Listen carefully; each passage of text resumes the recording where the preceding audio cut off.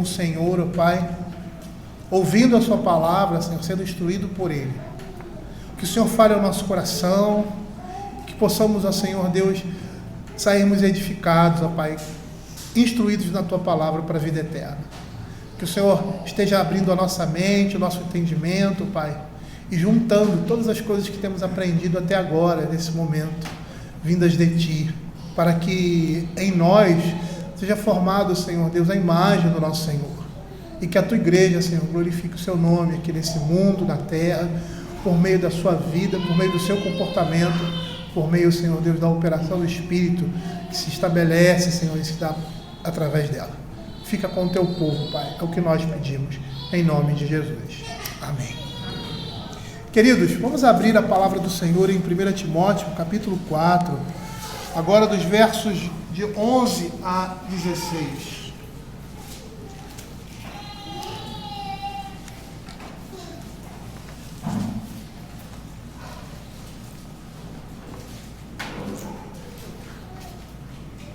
Diz assim a palavra do Senhor: ordene e ensine essas coisas, ninguém despreze a tua mocidade, pelo contrário, torna-te padrão dos fiéis, na palavra, no procedimento, no amor, na fé e na pureza. Até a minha chegada, aplica-te à leitura, à exortação e ao ensino. Não te faças negligente para com o dom que há em ti, o qual te foi concedido mediante profecia, com a imposição das mãos do presbitério. Medita essas coisas e nelas ser diligente, para que o teu progresso a todos seja manifesto. Tem cuidado de ti mesmo e da doutrina. Continua nesses deveres, porque fazendo assim, salvarás tanto a ti mesmo como os teus ouvintes.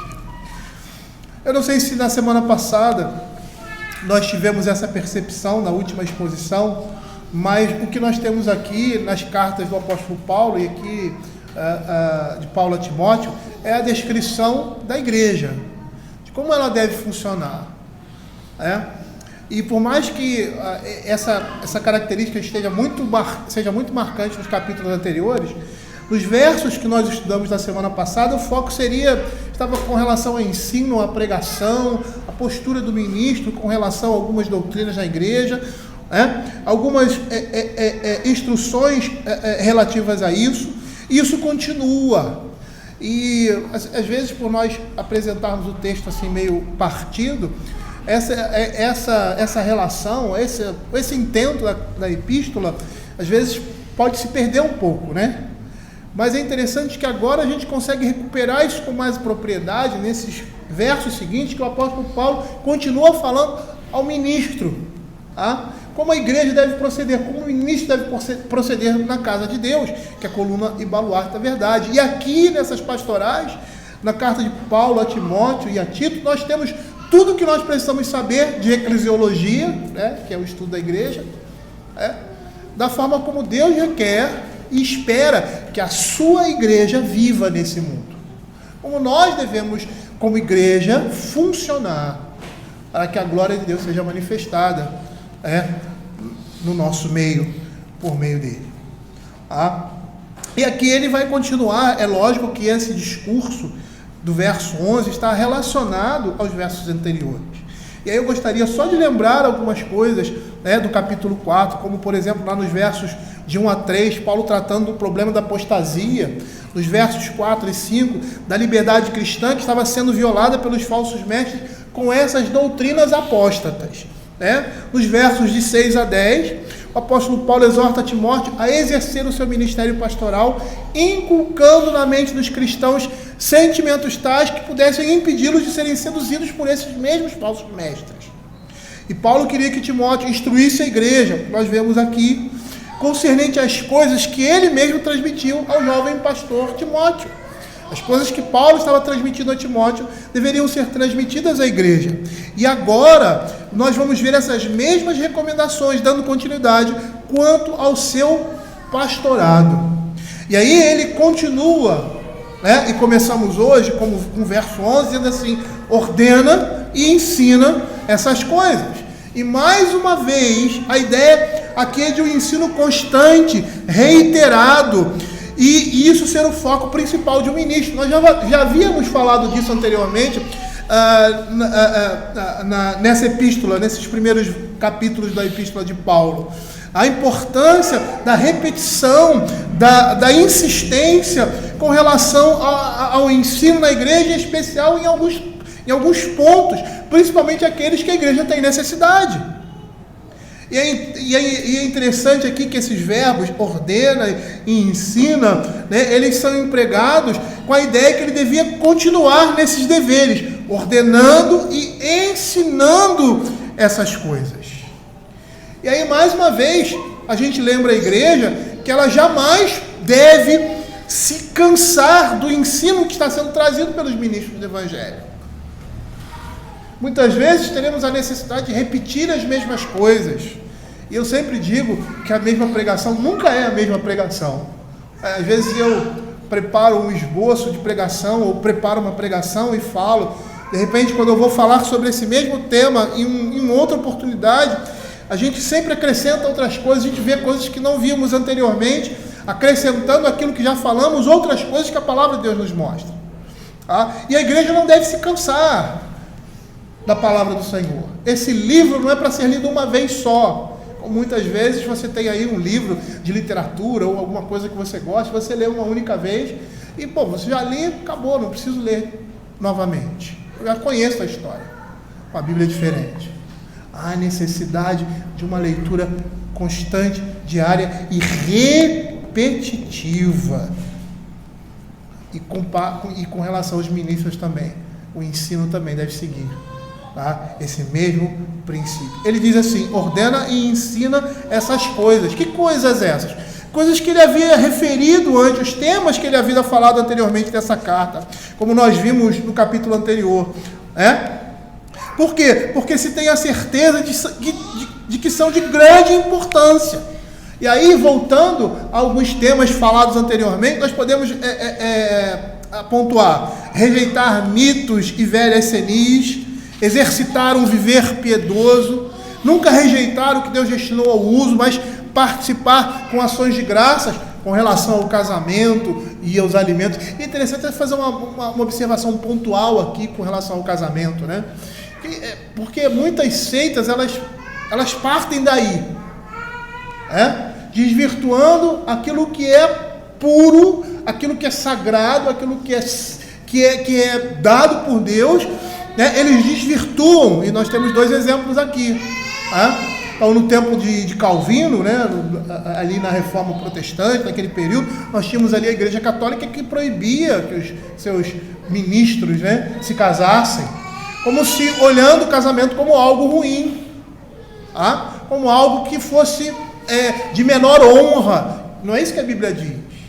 Hoje em dia, algumas seitas ou algumas religiões, né, até falam do casamento, mas retiram do casamento a sua beleza, quando impedem ou quando dizem que o ato de intimidade entre um homem e uma mulher, ele é pecaminoso. E aí você vai dizer, a Escritura vai dizer que digno de honra seja o matrimônio entre todas as outras coisas, e o leito sem mácula. Então nós precisamos estar atentos, não rejeitar aquilo que Deus destinou ao uso, mas participar dessas coisas com ação de graça. E aí, o que Paulo fala aqui, casamento e alimento. Mas não só isso, as outras coisas que Paulo falou nesse texto, nesses capítulos aqui: nutrir das palavras de fé e sã doutrina, confiar no Deus vivo e em sua promessa a todos que vivem uma vida piedosa. E ele também deveria ensinar como a apostasia que estava chegando em forma de asceticismo, e que isso era um insulto a Deus e à sua criação, que eles e todos, sem exceção, deveriam se alimentar da sã doutrina, e que o benefício de uma vida piedosa transcende aquele que resulta de um exercício físico, de novenas, jejuns, correntes e outras coisas assim. Então são essas coisas que Paulo está dizendo para Timóteo, especificamente aqui nesse capítulo: ordena e ensina essas coisas. Ele deveria ser insistente nessas coisas que Paulo estava dizendo aqui. Com certeza, a igreja necessitava de ouvir essas coisas que Paulo aqui direciona a Timóteo. Calvino faz um comentário interessante sobre esse verso, quando ele diz assim: faz parte do dever de um pastor sábio considerar coisas que são essenciais perseverar nelas. Não há razão para temer que tal coisa se torne exaustiva, pois os que pertencem a Deus se alegrarão em ouvir mais e mais aquelas coisas que precisam ser reiteradas com frequência. É interessante porque desde que nós iniciamos o nosso ministério, e a exemplo de um outro pastor que era o meu pastor, nós temos a perspectiva de expor a Escritura. Pegar um texto e expor a Escritura. Orar por isso e deixar que o Senhor se utilize dessa nossa escolha para abençoar a igreja. Mas muitas vezes a gente percebe, e a gente tem percebido isso, que às vezes cai em determinados temas que nós nos propomos a falar já lá no início do ano, e aí a igreja às vezes está com um problema e você passa por aquele texto, você nem imaginava que a igreja ia passar por aquele problema, e que aquele texto que você escolheu lá no capítulo tal, no versículo tal, ia falar sobre esse tema. Mas também você, como pastor, tem o dever de escolher determinadas coisas e temas que deve falar à igreja pela necessidade que a igreja tem, seja essa momentânea, circunstancial, de ouvir aquele ensinamento da palavra de Deus. Por isso Paulo diz, ordena e ensine essas coisas. E o ministro precisa ter essa percepção, ter essa percepção de saber que de repente está falando sobre alguma coisa e sentir a necessidade de parar naquele assunto, tratar de um problema específico e voltar à sua rotina, vamos dizer assim, de exposição bíblica. Essa é a função do ministro. E a igreja precisa orar para que o Senhor esteja dando direção, sabedoria, condições, iluminação, para que o ministro da palavra ele seja certeiro, com relação àquilo que o Senhor tem dado e colocado em suas mãos. E aí ele continua, no verso 12, falando a Timóteo, ele diz assim, ninguém despreze a tua mocidade, pelo contrário, torna-te padrão dos fiéis na palavra, no procedimento, no amor, na fé e na pureza. Nós vamos perceber que o texto aqui ele está se referindo à igreja, e especificamente à postura do pastor. Mas nós vamos perceber que muitas coisas que se exigem do ministro também se exige da igreja. Porque o que se exige do ministro é que ele exerça a sua função como ministro, de forma profícua, de forma que glorifique o nome de Deus.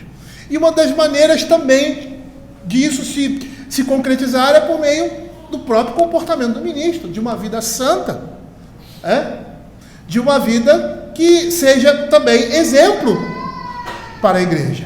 E é isso que nós vamos ver aqui. Quando ele diz assim, ninguém despreze a tua mocidade, antes torna-te padrão dos fiéis da palavra, no procedimento, no amor, na fé e na pureza. O ministro deve ser padrão, deve ser modelo para a igreja. Não que a igreja vá seguir o ministro, mas ser como Paulo, sejam meus imitadores como sou de Cristo. O padrão do ministro deve ser ensinar a igreja a ser igual a Cristo. Esses dias eu estava conversando com a minha esposa, e por uma situação vivenciada na vida pastoral, de aconselhamentos e tal, e aquela coisa toda, e eu estava falando assim, cara, se a gente for medir a nossa vida cristã, comparando a nossa vida com a de outras pessoas, e geralmente as pessoas mais problemáticas do que nós vamos achar que nós somos os crentes. Se a nossa comparação for com relação ao nosso irmão, e geralmente com aquele irmão mais fraco, ou mais problemático, ou mesmo que não seja problemático, todos nós temos problemas. Somos frágeis em uma determinada área e fortes em outra. Se a gente for olhar e for se medir, a gente, poxa, eu sou mais crente do que fulano. Mas olha que interessante. A Escritura não nos chama a nós, crentes, nos compararmos com os nossos irmãos. O nosso padrão não é o nosso irmão. O nosso padrão é Cristo. Porque quando nós nos comparamos com outros, corremos o grave perigo de acharmos que somos melhores do que eles, ou mais crentes do que eles. Mas quando o nosso padrão, que é bíblico e que aponta para a imagem de Cristo na nossa vida, nós nunca, de forma alguma, vamos pensar que somos melhores ou estamos em melhor condição que os nossos irmãos. por melhor que sejamos. Por isso que o maior exemplo de pastorado na vida da igreja é demonstrado pelo apóstolo Paulo. Ele diz assim: sejam meus imitadores como são de Cristo. A imitação que vocês devem ser é a minha imitação de Cristo. Ele não chama a igreja para olhar para ele e olha, sigam o meu exemplo, sejam como eu, por mais que o ministro tenha que ser exemplo, como Paulo diz aqui, padrão dos fiéis. Mas ele é modelo porque ele é um exemplo de um imitador de Cristo. E é isso que nós devemos ter. Ele diz assim: ninguém despreze a tua mocidade. Provavelmente Timóteo deveria ter entre 35 e 40 anos quando Paulo escreve essa carta. E Timóteo era considerado jovem para a posição que ocupava. E que posição era essa? Representante apostólico. E assim como representante apostólico, ele era líder sobre todos os presbíteros, que provavelmente eram mais velhos que Timóteo, uns 10 a 15 anos, nas igrejas de Éfeso e seus arredores, porque geralmente era essa idade que aqueles homens anciãos, aqueles presbíteros tinham, e Timóteo, como representante apostólico, estava sobre eles. E Paulo não queria que a idade de Timóteo inibisse esses homens de reverenciá-lo o quanto ele merecia. Contanto que a sua condução, o seu comportamento, em outros aspectos, demonstrasse realmente esse ministério, essa vocação. E por isso que Paulo admoesta a Timóteo a suprir o que lhe faltava em função de sua idade, por meio da seriedade do seu comportamento. É como se Paulo estivesse dizendo que ele teria que conquistar pela seriedade do seu comportamento muito respeito para a sua juventude. Se não fosse assim, ele não poderia granjear esse respeito e estaria minando a sua autoridade. Calvino, quando comenta o exemplo de Timóteo, diz que é em vão estimar o valor de uma pessoa segundo o número de seus anos. E o respeito que Timóteo iria granjear seria devido ao seu comportamento. Por isso o apóstolo Paulo o estimula a ser padrão dos fiéis, na palavra, no procedimento, no amor, na fé e na pureza.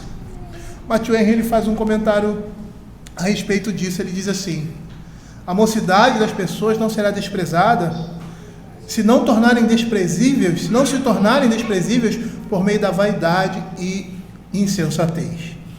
E isso, pessoas idosas também podem fazer, e, portanto, culparem-se a si mesmos se forem desprezadas. É interessante nós olharmos para esse aspecto, nós vamos perceber que, por mais maduro que sejamos, nós não fugimos muito do escopo da nossa idade. Mas o que vai dar respaldo a nós é o nosso comportamento. E era isso que Paulo estava chamando a atenção de Timóteo. Timóteo, eles vão te respeitar pelo comportamento, pela sua atitude, por você ser um modelo de crente, um modelo de ministro. E por causa disso você vai angariar o respeito e a consideração e a submissão desses homens mais velhos e mais experientes que você no ministério. Paulo está dizendo que ele deveria confirmar a sua doutrina por meio de um bom exemplo. E nós percebemos que isso não serve somente para ministros, mas para todo e qualquer crente. Essas virtudes que Paulo menciona aqui são partes de um comportamento piedoso na palavra, no procedimento, no amor, na fé e na pureza. E eu gostaria de ressaltar isso, porque isso não serve somente para o ministro, mas serve para todo e qualquer crente, em especial o ministro, que deve ser um modelo, que deve ser um padrão para a igreja. A igreja deve olhar para o ministro e ver que ele é um homem pecador, que ele é um homem falho, mas que ele é um homem de Deus, que ele está no lugar certo, que ele está exercendo a vocação e o ministério pelo qual foi chamado. Então eu gostaria de ressaltar aqui essas virtudes que devem ser cultivadas pelo ministro, não somente pelo ministro, mas pelo crente, mas em especial aqui ele fala os ministros. Eu gostaria de falar sobre cada uma delas. Ele diz assim: ninguém despreza a tua mocidade, pelo contrário, torna-te padrão dos fiéis na palavra. E aqui Paulo se refere ao ato de falar. Olha o que nós vimos hoje pela parte da manhã. Porque fala do crente, daquilo que sai da boca do crente, da boca do justo, da boca do sábio. Paulo aqui está se referindo ao ato de falar que expressa uma concepção, uma ideia. E aí nós percebemos como a fala do crente deve ser temperada com sal. E a Escritura está cheia, repleta de exortações quanto ao que sai de nossa boca. Abra Efésios capítulo 5, versos de 4 a 6. Olha o que a palavra de Deus diz: nem conversação torpe, nem palavras vãs ou chocarriças, coisas essas inconvenientes, antes pelo contrário, ações de graça. Sabei, pois isto, nenhum incontinente ou impuro ou avarento que é idólatra tem herança no reino de Cristo Deus. Ninguém vos engane com palavras vãs, porque por essas coisas vem a ira de Deus sobre os filhos da desobediência. Paulo está dizendo aqui, a palavra de Deus está dizendo aqui que a palavra do ministro, a palavra do crente, deve ser padrão, a maneira de falar, o ato de falar. Ele não deve ter uma linguagem torpe, palavras vãs, palavras indecentes, palavras inconvenientes. E aqui eu gostaria de chamar a atenção da igreja, não somente para a linguagem do pastor, mas para a linguagem do crente, de uma maneira geral. Nós precisamos vigiar com relação à nossa língua. Nós precisamos vigiar com relação às nossas palavras, para que elas não sejam semelhantes àquelas que os homens ímpios utilizam. Palavras que são inconvenientes, às vezes não são nem palavras feias, mas palavras que deveriam ser evitadas por nós crentes. E é engraçado que hoje nós temos visto como crentes se utilizam daqueles chamados palavrões na sua linguagem cotidiana. Isso é lamentável. Isso é lamentável, porque elas representam o que existe de pior, do que existe de mais imoral, de mais profano no meio dos ímpios. E nós não podemos de forma alguma se utilizar de palavras como essa. Paulo está falando aqui para os ministros, que eles devem ser padrão na fala, mas isso serve para todo crente. Olha o que Provérbios capítulo 4, verso 24 diz: não somente palavras inconvenientes, mas também o uso de falsidade na língua, como falar. Desvia de ti a falsidade da boca e afaste de ti a perversidade dos lábios. Pode ser que as pessoas, que muitos crentes não falem dessa forma inconveniente, mas apresentam na sua linguagem uma linguagem dúbia, ambígua e perversa, maliciosa, maldosa. 1 Pedro capítulo 3, verso 10.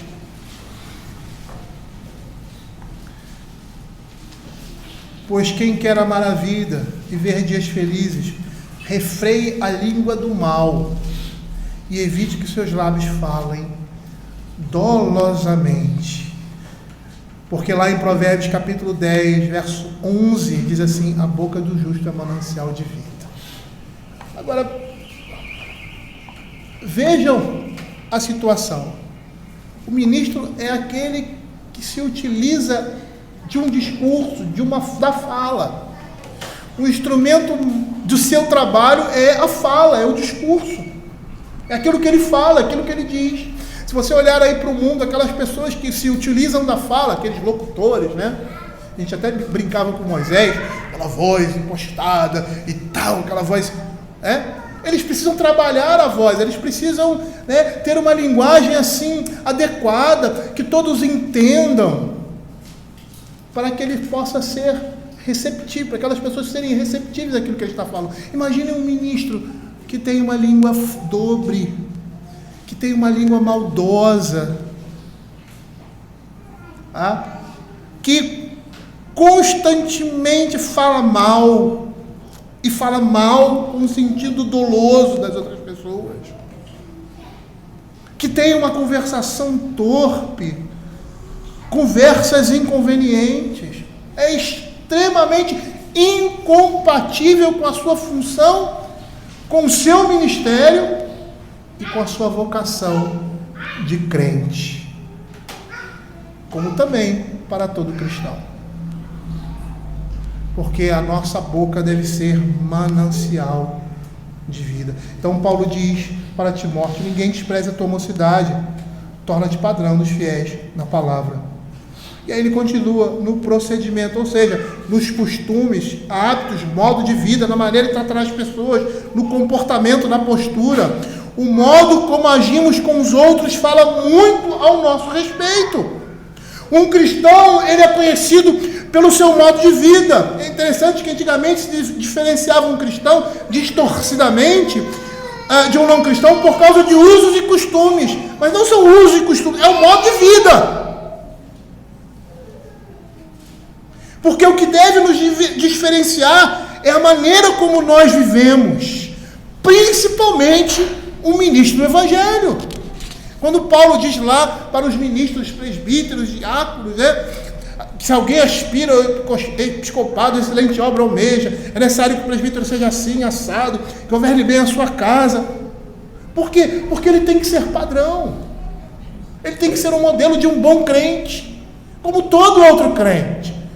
Mas agora ele está em destaque, agora ele está na liderança da igreja, ele está conduzindo outras pessoas. Então, para conduzir essas outras pessoas, ele tem que ser igual ou melhor, no sentido de uma vida cristã, não no sentido de ser melhor do que os outros. Para que ele possa ser um exemplo, ser um padrão, para que ele possa demonstrar que a sua vocação e o seu chamado são verdadeiros. Esse homem, como todos nós, será uma pessoa normal, mas completamente diferente daqueles que não conhecem a Deus. E aí ele diz: torna-te padrão dos fiéis na palavra, no procedimento, no amor. Paulo aqui está se referindo ao profundo apego pessoal a seus irmãos, a uma genuína preocupação por seu próximo, buscando sempre a promoção do bem-estar de todos. E esse deve ser uma característica não só do ministro, mas do crente. O ministro ainda mais. É interessante porque o que se exige do ministro é o que se exige dos crentes, mas com mais intensidade. Por quê? Porque ele é que vai tratar, ele vai lidar com o povo de Deus, com as ovelhas de Cristo. Ele precisa ter apego a essas pessoas, ele precisa amar essas pessoas em Cristo Jesus e se preocupar verdadeiramente com eles. E o propósito disso tudo é o bem-estar da igreja, a glória de Deus e o bem-estar da igreja. Mas ele continua: padrão na palavra, no procedimento, na fé, ou seja, no exercício desse dom de Deus. E aí nós vamos perceber que o exercício da fé engloba toda uma vida, pois ela é a raiz da qual brota o amor. Ele vai colocar em prática a vida cristã, a confiança em Deus, a gratidão por tudo o que o Senhor nos proporciona e o exercício de um viver de conformidade com a nossa confissão. Como respeitar a vocação de Timóteo se ele não poderia ser um exemplo de fé, de um exercício de confiança ao Senhor?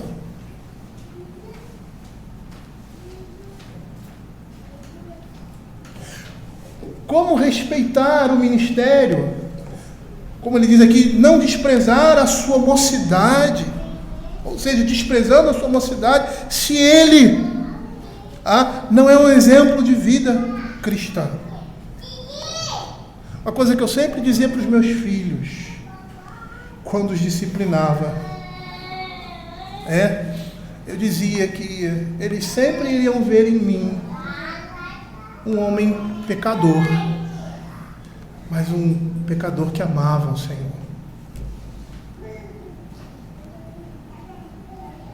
Nós não somos perfeitos, como se fôssemos impecáveis, mas estamos buscando essa perfeição na maturidade de uma vida cristã que se manifeste verdadeiramente por meio da nossa fé.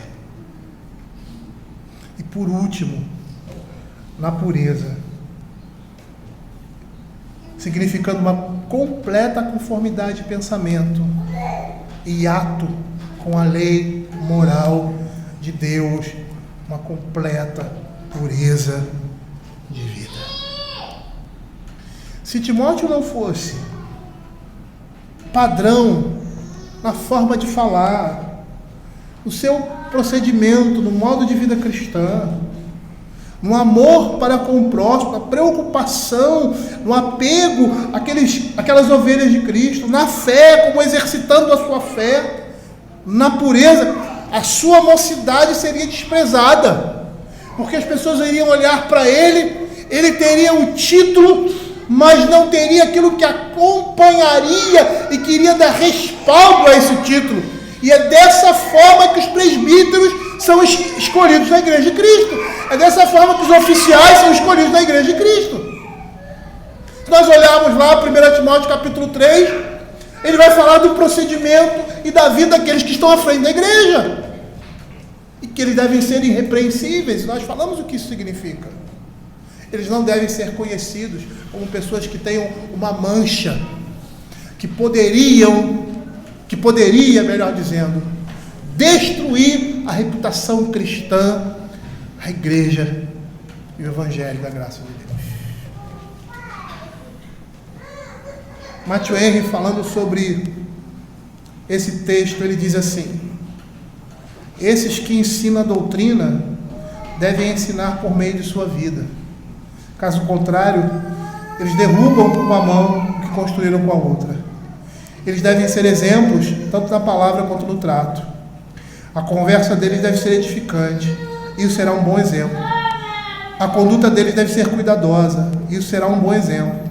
Eles devem ser exemplos na caridade, ou no amor a Deus e às pessoas boas.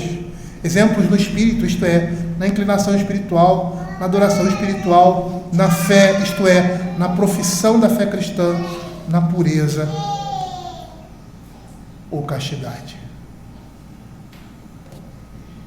E é notório porque Paulo fala isso para Timóteo. Lembra Timóteo dessas coisas, para que ele pudesse exercer o seu ministério ali no meio da sua igreja, com toda a liberdade e com toda a autoridade. É engraçado porque no meio reformado, os pastores, eles são respeitados pelo seu munus, pela sua vocação, mas eles não são vistos como pessoas que estão acima das outras.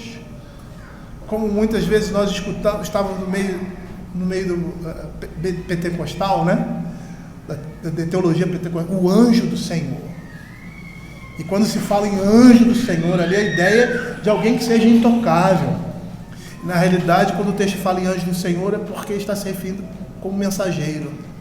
Ele é anjo do Senhor porque traz a mensagem do Senhor. Ele é uma pessoa igual às outras, com as mesmas dificuldades, com os mesmos problemas, mas que deve ser exemplo de conduta na vida cristã, em meio a todos esses problemas e todas essas dificuldades.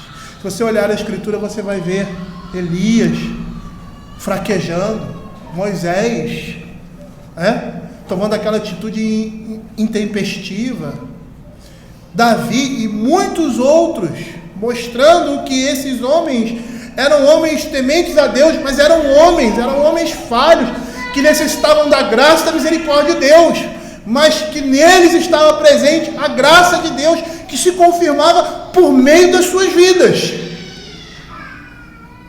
Tanto o texto que nós lemos hoje, né? Que fala de Davi, que o Senhor ia deixar uma lâmpada na sua casa, e que ele era fiel em toda a casa de Deus, e faz questão de dizer, exceto no caso de Urias. Por quê?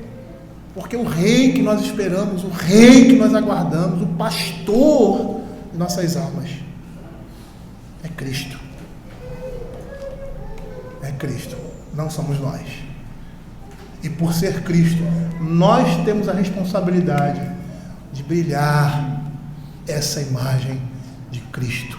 A igreja olhar para os seus ministros e perceberem a graça, a misericórdia, a longanimidade, a paciência de Deus na vida desses homens.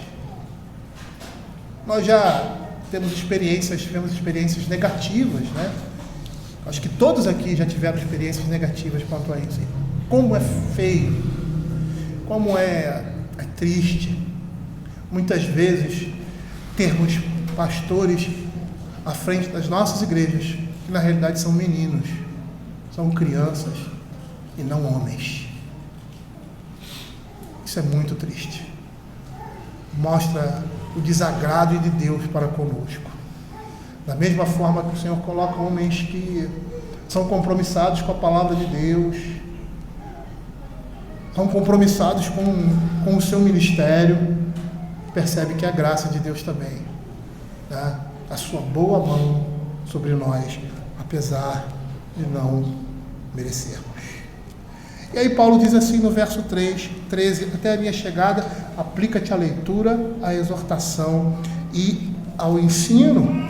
E aqui nós vamos ver, de certa forma, que ele se volta para Timóteo agora, mas esse foco está na igreja, né? Mais especificamente.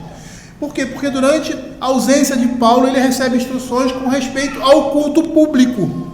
Timóteo deveria providenciar que em todas as igrejas de Éfeso e arredores, 3 elementos recebessem devida proeminência, a saber, o primeiro, leitura pública das Escrituras. William Hendricks, quando comenta esse texto, ele entende que essa seja feita no culto para o conhecimento e edificação da igreja. Quando ele diz que aplica-te, até a minha chegada, aplica-te a leitura, ou seja, a leitura pública das Escrituras. E aí você tem 2 ideias a partir disso aí. A primeira é essa, que é executada no culto público para o conhecimento e edificação da igreja. E também a ideia de uma leitura particular para o conhecimento e crescimento do próprio ministro. É assim que João Calvino entende essas palavras. E por quê?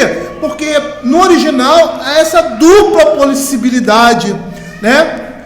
E assim, com relação a Calvino, ele nos lembra da importância que é o aprendizado dos ministros. Eles precisam aprender para que também possam ensinar a outros, a fim de progredir diariamente, tanto ele quanto os seus ouvintes.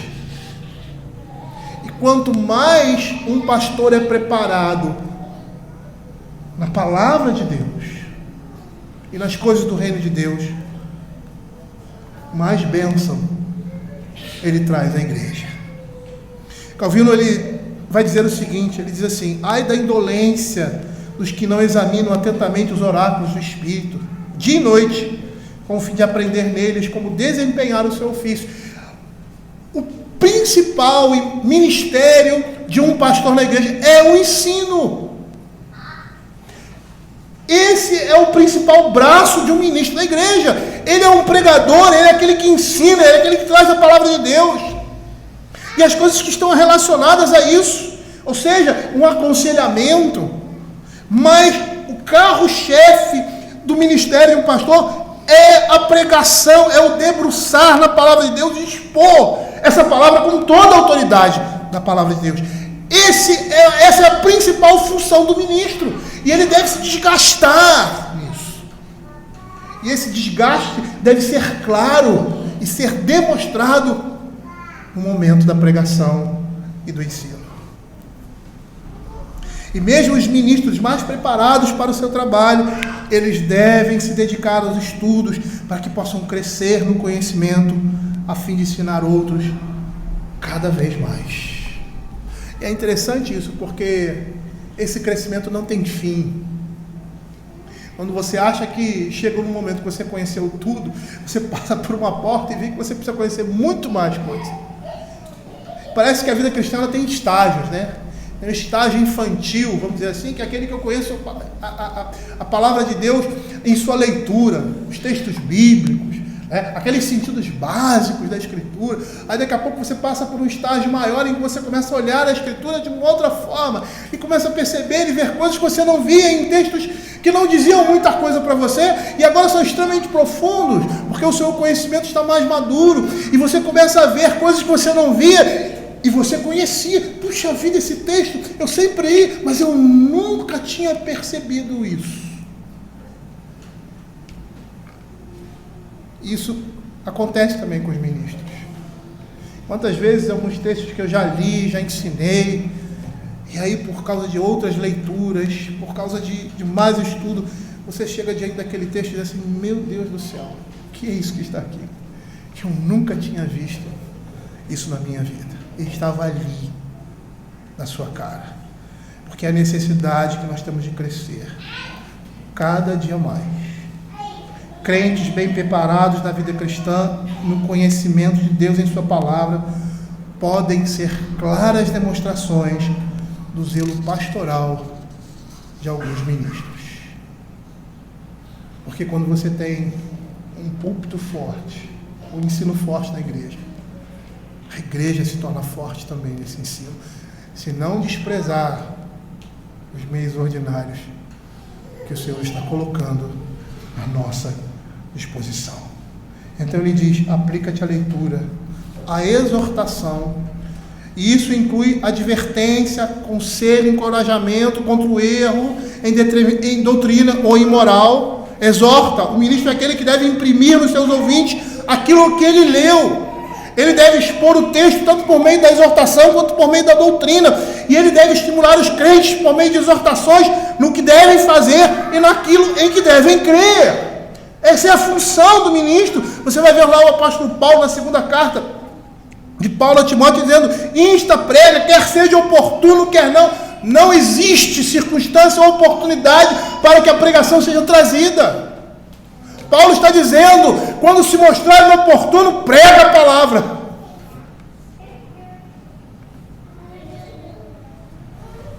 E é isso que o ministro deve fazer. Ele não deve se cansar dessas coisas. E por último, torna-te padrão. Até a minha chegada, aplica-te à leitura, à exortação e ao ensino. Percebam que o que está envolvido aqui está relacionado diretamente ao ministério do pastor da igreja. William Hendricks, quando ele comenta esse texto, ele diz que a atitude do coração não é tudo, e que há certos fatos com respeito à doutrina e à moral que devem ser ensinados de tal modo que a vida do mesmo se fundamente nisso. Os ministros devem ensinar e ordenar, ou seja, transmitir uma mensagem, anunciar as coisas que eles mesmos foram ensinados e ordenados a fazer, e eles devem ensinar os crentes a observarem todas as coisas que Cristo mandou. Essa é a função do ministro, expor a palavra de Deus. Lá em Mateus capítulo 28, verso 20, quando o Senhor Jesus está ali despedindo os seus discípulos, ele diz assim: ide, portanto, fazer discípulos todas as nações, batizando-os em nome do Pai, do Filho e do Espírito Santo, ensinando-os a guardar todas as coisas que vos tenho ordenado. A Escritura é a fonte de toda sabedoria, e os pastores terão de extrair dela tudo o que eles expõem diante do seu rebanho. Por isso o que ele diz no verso seguinte: não te faças negligentes com o dom que há em ti, o qual te foi concedido mediante profecia, com a imposição de mãos do presbitério. É interessante nós observarmos nessa carta em especial, o que nós precisamos ver numa igreja e em um ministro. Como devemos escolher os nossos líderes, aqueles que vão estar à frente da igreja. Quando você vai fazer, vamos jogar futebol, não é o futebol da igreja não, viu? Mas quando a gente vai jogar futebol valendo, né? Aí o que você faz? Você separa os melhores, não é isso? Eu era menino, né? Às vezes a gente jogava na rua ou em clube, aquela coisa toda, né? E aí tinha camisa, tinha uniforme, né? Às vezes, né? Às vezes não, às vezes era no paro ímpar, aquela coisa toda. Vamos escolher aqui e tal. Aí tinha aqueles espertinhos, né? Sempre queria os melhores. Às vezes reclamava, às vezes tinha que escolher. Pô, meu time está mais fraco, vamos mediar. Sempre escolhe os melhores. Por quê? Porque a gente quer ganhar. Geralmente eu ficava com os coxos aleijados. Era sempre comigo. O meu negócio era jogar bola. Eu não queria saber se tinha um bom time. Eu queria jogar bola, era fominha. Então todo mundo que é ruim pode vir para cá. É engraçado. Por que na coisa mais importante, que é o reino de Deus, as coisas do reino de Deus, a gente não tem esse mesmo critério? Escolher aqueles que são vocacionados e que demonstram isso. E não só por parte da igreja, mas nós mesmos, se estamos almejando essa função, que o nosso desempenho seja esse. Porque a igreja não é um clube, não é uma escola, não é qualquer outra instituição. A igreja é a igreja de Cristo. E se eu preciso desenvolver alguma coisa no meio do povo de Deus, eu vou fazer isso sustentado pelo Espírito Santo e vou dar o meu sangue, vou dar a minha alma.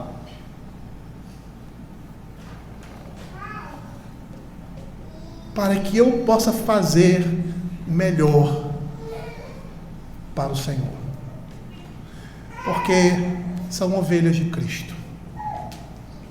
Muitas vezes as circunstâncias nos impedem disso, né?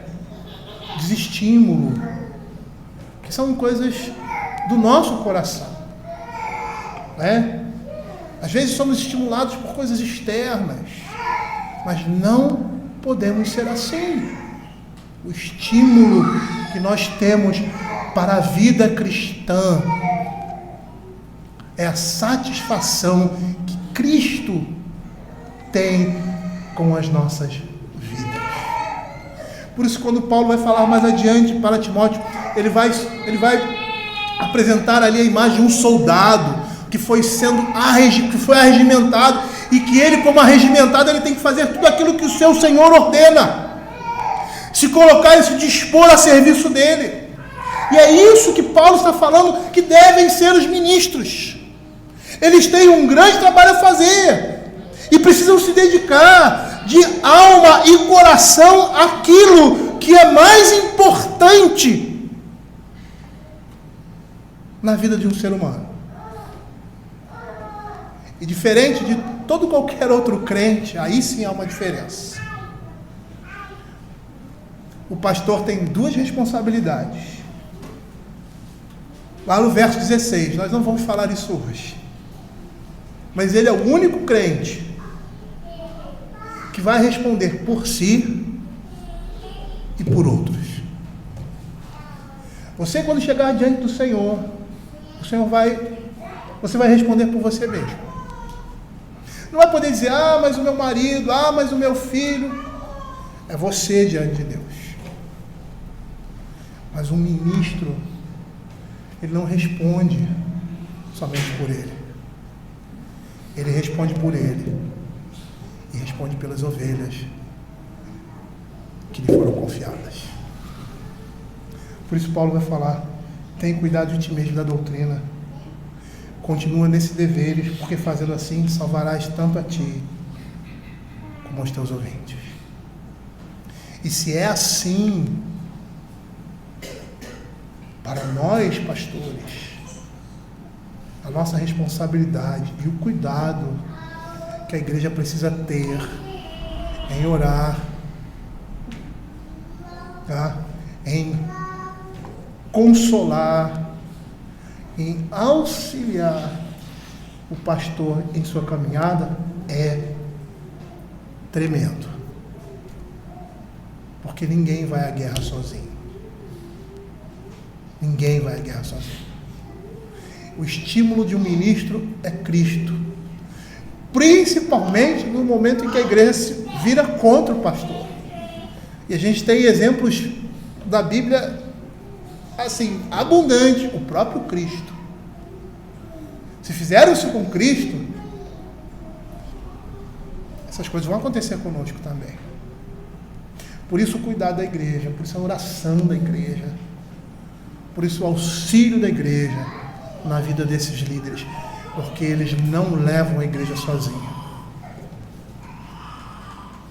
Certa vez eu disse para o meu filho, foi para o Lucas, estava disciplinando ele, foi uma disciplina dura, ao ponto de derramarmos algumas lágrimas. E eu disse para ele assim: meu filho, nós estamos no mesmo barco. Nós somos dois pecadores. Você pecou e desobedeceu ao Senhor. E você precisa ser corrigido. Se eu não corrigir você, eu estarei pecando contra você e contra o Senhor. Perceba, meu filho, que nós estamos na mesma situação. Na mesma situação. Precisando aprender a obedecer a Cristo. E essa é a nossa realidade. Nós estamos no mesmo barco. Os ministros não são capitães desse barco. O capitão é Cristo. É Ele quem está conduzindo a sua igreja, por meio de nós, o seu povo, para o reino eterno. Vamos orar.